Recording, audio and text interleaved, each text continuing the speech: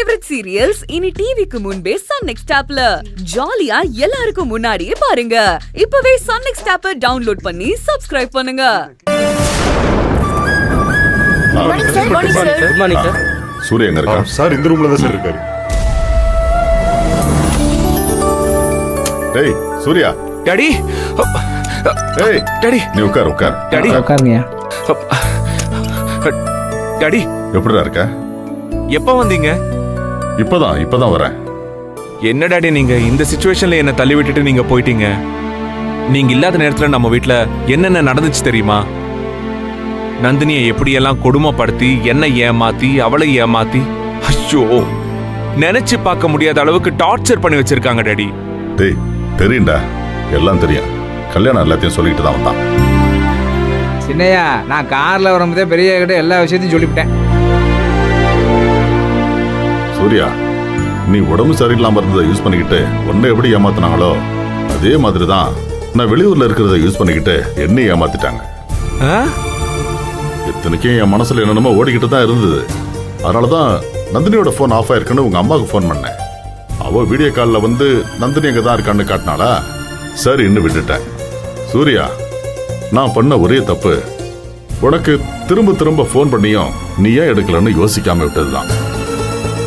சரி, உனக்கு உடம்பு சரியில்லை, மெடிசன் எடுக்கிறதால தூங்கிட்டு இருப்பேன்னு சொல்லி லேசில் விட்டுட்டேன்.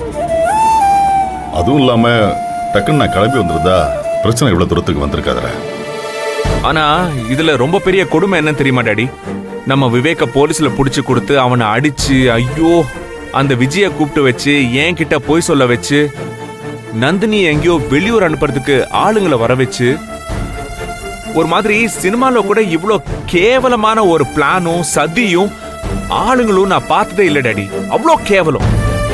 சரி விடு, இதெல்லாம் செய்யக்கூடிய ஆளுங்க தானே, அதுல எந்த சந்தேகமும் இல்லை. சரி இதெல்லாம் அப்புறமா பேசிக்கலாம்டா. ஒரு நல்ல விஷயம் கேள்விப்பட்டு தான் நான் உடனே வந்தேன்.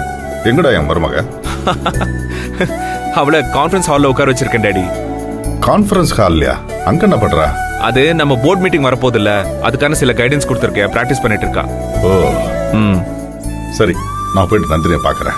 ஏய் கல்யாணம் ஐயா, நீ மாலை வாங்கிட்டு கான்ஃபரன்ஸ் ரூம் வந்துரு. வாங்கிட்டு வந்துறியா? சார் என்னப்பா? சார் டீ காஃபி ஏதாச்சும் கொண்டு வரவா? அதெல்லாம் வேண்டாம், நீ சூர்யா கூப்பிட்டு கான்ஃபரன்ஸ். Okay sir. கான்ஃபரன்ஸ் ரூமுக்கு பார்த்து வா.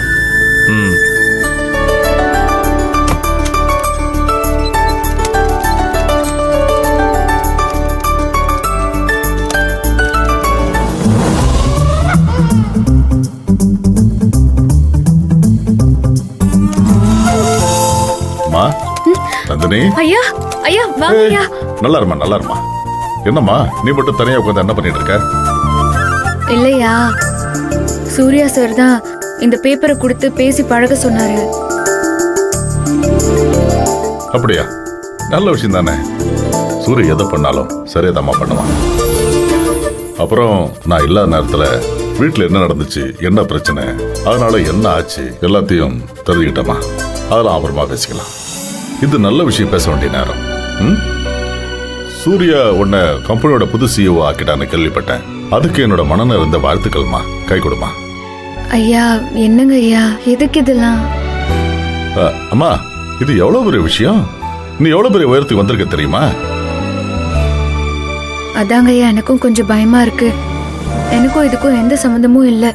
எனக்கு கம்பெனியை பத்தி என்ன தெரியும், இங்க என்ன வேலை நடக்குது, என்ன பொருளை தயாரிக்கிறாங்க, அதுக்கு என்னென்ன கலக்குறாங்க, யார் யாருக்கு என்னென்ன வேலை, அதை யார்கிட்ட விக்கிறாங்க, எதுவுமே புரியலங்க ஐயா.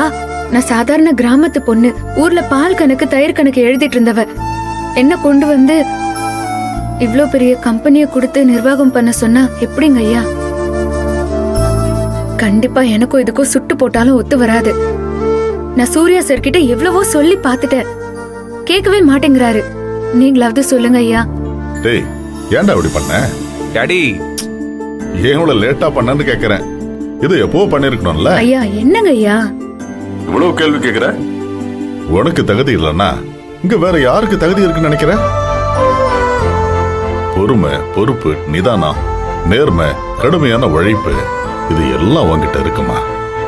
உன்னை நம்பி ஒரு கம்பெனி பொறுப்பை கொடுத்து உட்கார வைக்கணும்னு நானும் ரொம்ப நாளா நினைச்சுக்கிட்டே இருந்தேம்மா. இன்னைக்கு சூர்யா அதை நிறைவேற்றி வச்சுட்டான். இந்த இடத்துக்கு நீ முழுசா தகுதியான ஆள்தாம்மா. முதல்ல உனக்குள்ள இருக்க சந்தேகத்தெல்லாம் தூக்கி போடு. நல்லா சொல்லுங்க டாடி. எப்ப பார்த்தாலும் தன்னை குறைவாவே நினைச்சிட்டு இருக்கா. அது என்ன பழக்கமோ தெரியல இவகிட்ட. தெரியாத விஷயத்துல கொண்டு போய் விட்டா யாருக்கா இருந்தாலும் பயம் வரதானே செய்யும்.